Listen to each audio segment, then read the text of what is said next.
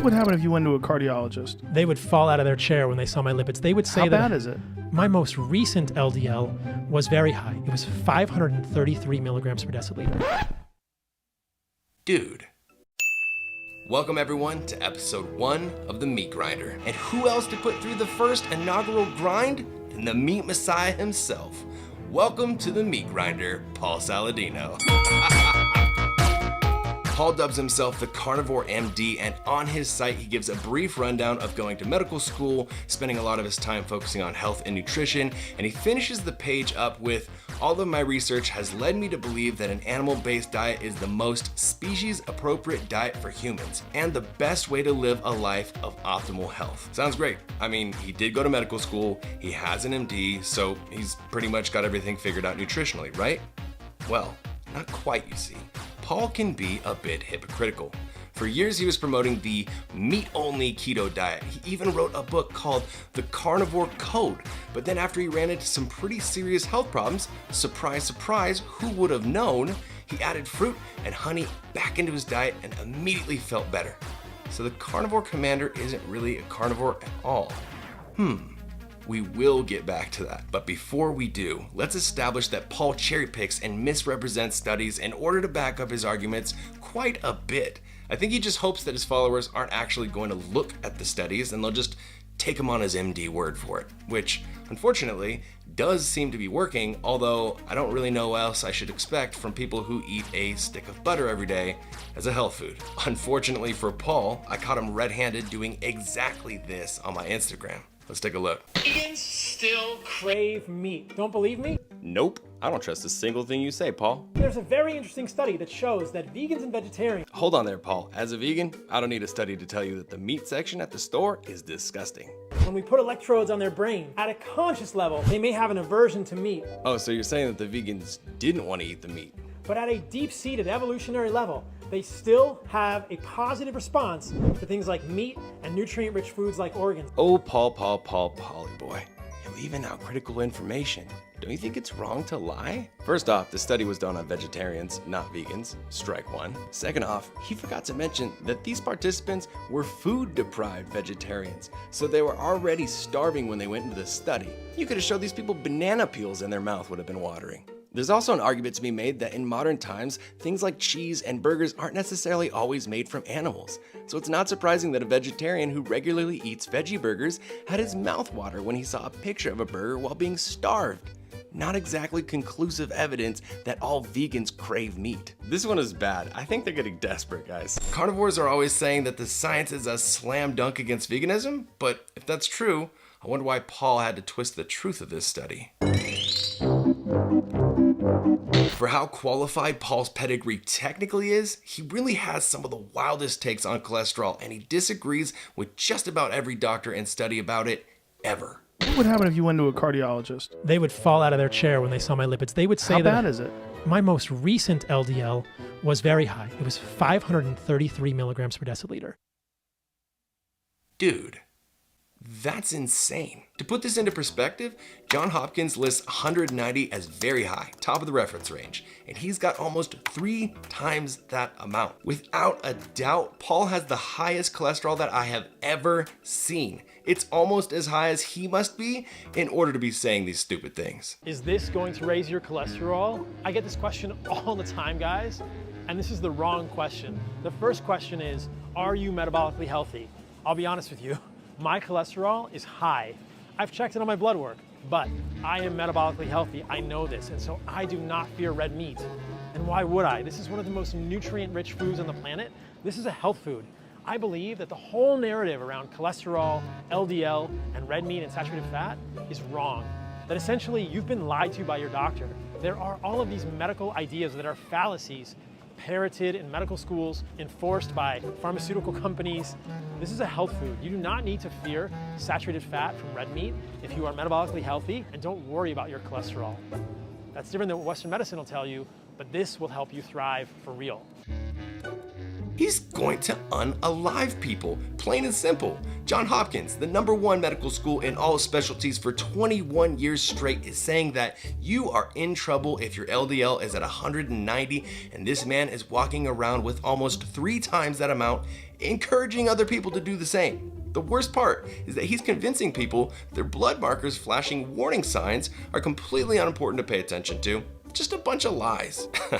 Imagine being a doctor and your patient is some devout follower who's hanging on to every word of the meat messiah's advice. He's slamming down carnivore salads of bacon, ground beef, ribs every day, and then his blood tests come back with sky-high cholesterol levels, and you tell him you're concerned and we need to make some changes. His heavy breathing intensifies, he stands up to look at you with bloodshot eyes, and then he begins to babble off some of the salad man's worst pieces of advice. You try speaking one more time, but he stops you, and he laughs at your concerns and says, "I'm gonna go eat 2 steaks, just to prove you wrong, doc." Boy, you certainly got me. Wait, if Paul's a doctor, he's gotta be liable in some way or another when people take his nutritional and medical advice and then inevitably end up in the hospital. Right? Please tell me I'm right. I mean, we don't even have to speculate that his bad advice is gonna hurt people. If you look under one of his videos, you'll see some really sad and concerning comments like this one. "Always had high cholesterol, but chose not to take statins because I exercised regularly and questioned the effectiveness of them. Ended up having a quadruple bypass surgery at age 54. And it gets worse. Look at this one. I'm no doctor, but I ignored my own doctor's concern about my persistently high LDL because of Paul's advice. Fast forward, my LDL got worse in my 50s and my doc ordered a CTA. I had extensive plaque scoring and was more than 50% occluded on the right side. The conflicting advice is so hard to sort through." Oh my gosh, there are endless amounts of these. Here's another one. "I am 6 days into carnivore and my stomach is in such bad pain that I don't think I can continue.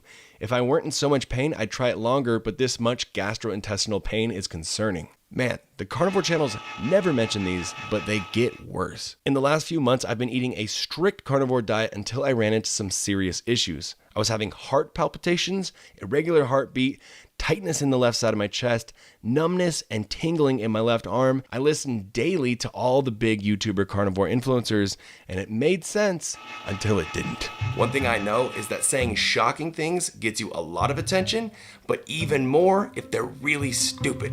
So I don't know if at this point he's just trying to sound stupid, but let's just say Paul's been getting a lot of attention. I don't think there are any risks to eating animal foods exclusively. There are no risks in terms of kidney function. There are many studies which show that high-protein diets do not affect kidney function. There are no studies interventionally that show that eating meat is going to increase the risk of any single cancer. There are no risks to eating the foods that we have been eating as humans for our entire existence. See? Pretty stupid. I told you. You're probably waiting for me to home run this easy pitch with some examples of why he's wrong about the risks, but I don't even have to. When his colleague, Dr. Sean Baker, an orthopedic surgeon, ate 1 year on the carnivore diet, his hemoglobin A1C was 6.3. That's pre-diabetic. His testosterone was under 250. Wait, didn't he just say there's no risks? I don't think there are any risks to eating animal foods exclusively. Oh, I can't wait to hear what he had to say as a response. Oh, right. Except he doesn't. He just moves on. Classic Paul move. Disregard the information you don't like. I will give him a pass though. I've been on the doctors in the past and things move so fast that sometimes you don't get to say everything you want. But instead of explaining why his carnivore doctor colleague, Dr. Baker's blood tests look like shit, Salty Paul does what he's best at. Cherry pick some more evidence. So in 1930, there was a study published in the British Medical Journal of a year-long investigation of 2 people in Bellevue Medical Hospital who were eating an exclusive carnivore diet.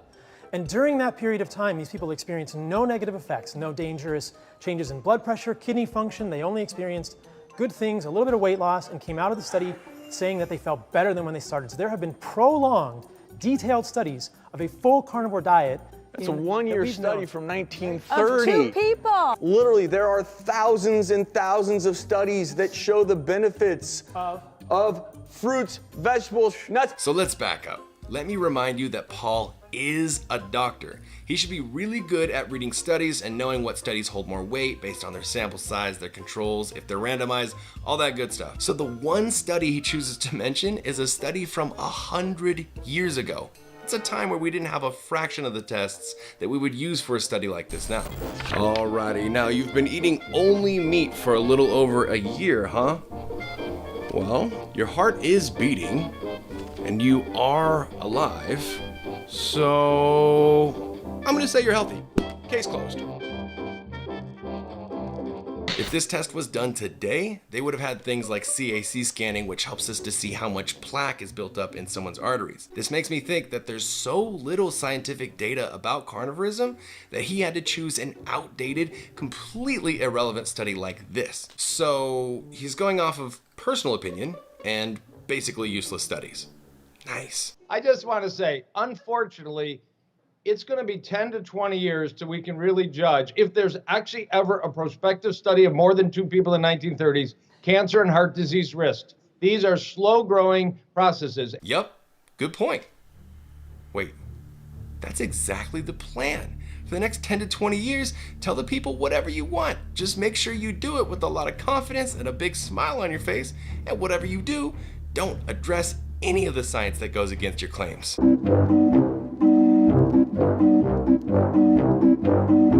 Pickles. Sorry, I was getting a little distracted. Pickles are plants, right? They're made from cucumber. Okay, good. That's what I thought. I just got a little confused because Dr. Paul told me that they're animal-based. So if you can find really good, truly fermented cucumbers as pickles, I think they're great to have in your diet, and I wouldn't mind eating them at all. I think they're great, definitely an animal-based food. Why would he say that they're animal-based? Is this the brain fog that people say vegans need to look out for? Maybe.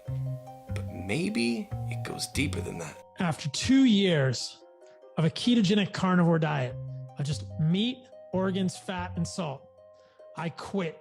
I quit that ketogenic diet and I added fruit and honey to my diet. Okay, remember earlier when I said that Paul had to quit his all-meat carnivore diet because of health issues? This is why I quit a ketogenic diet, and I think maybe you should also. Wait, what about the code?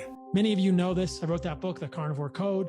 I was carnivore, strictly meat, organs, and fat and salt for 2 years. Then I began to have some pretty significant issues. Huh, who would have guessed? Muscle cramps, heart palpitations, which is when your heart flutters, trouble sleeping. Notice my testosterone was dropping from about 700 to 800 to about 500. My sex hormone binding globulin was going up, all sorts of issues. Wait. This is the same guy who told us not to worry about our cholesterol earlier, right? Had a little come to carbohydrate Jesus moment and added carbohydrates back to my diet. Started with honey, then I did fruit for the last 2.5 years. Feel a lot better. Electrolytes got better. Cramps got better. Testosterone went back up. Heart palpitations went away. Sex hormone binding globulin is cut in half. Why did all that happen? Because insulin is actually valuable for humans. So you followed a diet telling everyone it's perfect, but then that very same diet ruined your health to the point that your heart was fluttering.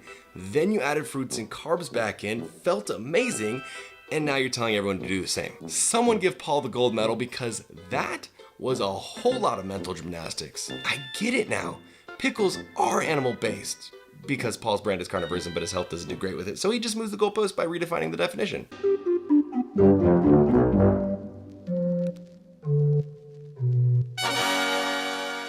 Did you know that Paul claims he used to be vegan? I used to be a raw vegan. For 7 months of my life, all I ate were raw vegetables, raw fruit, and raw nuts. I had 2 heads of kale a day. I had fatigue, I had eczema. I was 25 pounds of lean muscle mass lighter, and I looked like this.